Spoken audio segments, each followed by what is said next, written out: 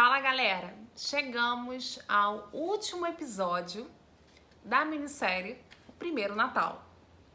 E antes da gente começar o papo de hoje, se você ainda não está inscrito no meu canal, aproveita para se inscrever agora e aproveita para clicar no sininho para você receber atualização toda vez que eu subir um vídeo novo aqui no canal, tá bom? Nos dois episódios anteriores, nós falamos sobre o Evangelho de Lucas e o Evangelho de Mateus. A gente viu que são relatos completamente distintos, em que o enfoque de Mateus é uma perspectiva de comparar Jesus com Moisés, algo próprio aí dessas primeiras comunidades cristãs, enquanto que o Evangelho de Lucas, ele parece aí tentar colocar João e Jesus como metáforas ou momentos distintos dentro da história judaico-cristã. Enfim, se você ainda não conferiu, dá uma olhada lá nos vídeos anteriores. Hoje eu queria conversar com vocês com outros materiais que falam sobre esse nascimento de Jesus. Porque se a gente fica restrito ao Novo Testamento, a gente pensa que só tem esses dois relatos. Mas não, tanto do ponto de vista da cultura material quanto textual, esse foi um tema bastante frequente. Para vocês terem uma noção, os evangelhos, somando com os que estão no Novo Testamento, tem pelo menos 5 materiais aí que falam sobre esse nascimento de Jesus. Então, além do Evangelho de Mateus e Lucas, nós temos ainda o proto-evangelho de Tiago, temos também o Evangelho árabe da infância e o Evangelho da infância de Mateus.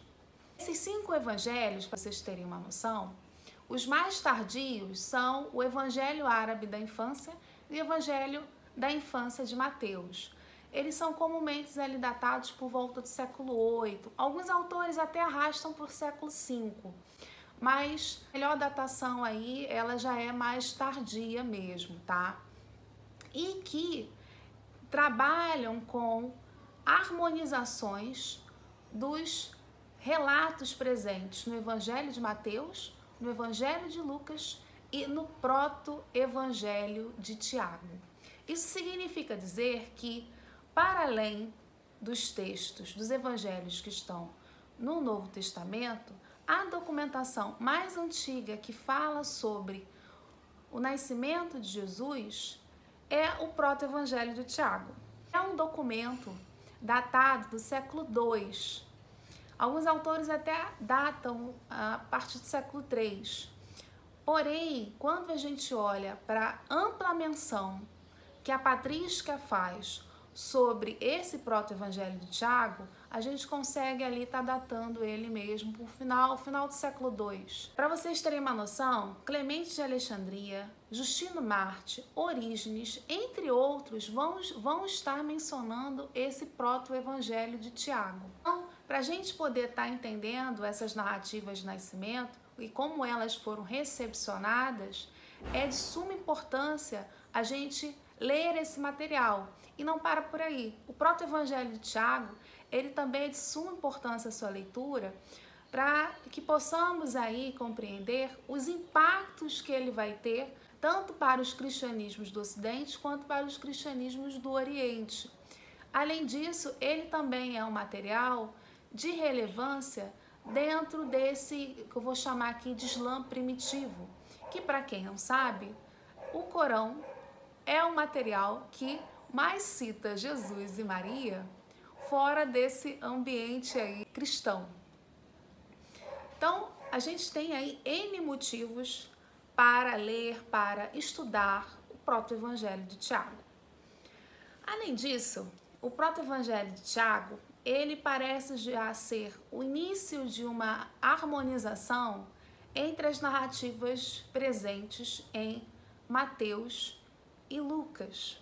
Lá no Massacre das Crianças, ele vai mencionar a questão da visita dos magos, Há também a questão do recenseamento. Então você vai ver uma série de harmonizações entre esses dois materiais que são independentes. Só que o proto-evangelho de Tiago, ele também traz dados novos. Por exemplo, a gente, quando olha para o presépio, a gente vê às vezes Jesus sendo colocado, além da manjedoura, numa gruta. E essa informação advém do proto-evangelho de Tiago. O proto-evangelho de Tiago também, que provém a informação de Maria como um nascimento miraculoso. No texto é colocado que ela nasce com 7 meses, o que é algo similar a outras personagens, a outros relatos aí nesse ambiente judaico-cristão, mas também nessa bacia mediterrânea antiga, que quando você quer marcar um nascimento divino, essa criança tem um nascimento aí prematuro. Também é no material do proto-evangelho de Tiago que a gente percebe aí um amplo debate já presente sobre a natureza de Jesus. O que eu quero dizer com isso? Se Jesus seria homem, essencialmente homem, ou essencialmente divino. E esse é um debate que vai se arrastar aí durante um bom tempo dentro das comunidades cristãs. Aqui, por exemplo, nós vamos ver, primeiro, um nascimento marcado por um ato miraculoso em que o tempo para. O ponto 2, a gente vê também uma defesa sobre Maria tendo essa criança virgem. E isso vai ser fortemente ilustrado por 2 momentos. O primeiro deles é a ideia de uma nuvem luminosa que vai recair sobre Maria e, de repente, ato contínuo, ela já aparece com a criança nos seios. Além disso, também há a descrição de 2 parteiras, apenas uma é citado o nome, que é Salomé, em que elas vão atestar essa virgindade de Maria. Ali também se dá um debate sobre quem seria o pai de Jesus. É relatado que Maria e José vão ser passados por um teste, eles passam um teste, logicamente, e que José não seria o pai de Jesus. Então vocês vão percebendo que essa narrativa presente no próprio Evangelho de Tiago, ela parte do nascimento de Jesus para discutir questões que estavam sendo amplamente debatidas nessas primeiras comunidades. Afinal de contas, essa questão da paternidade de Jesus, 2, esse nascimento marcando aí que é uma figura destinada a grandes atos ou não, e isso perpassando pela sua mãe, um tema presente também em outras narrativas.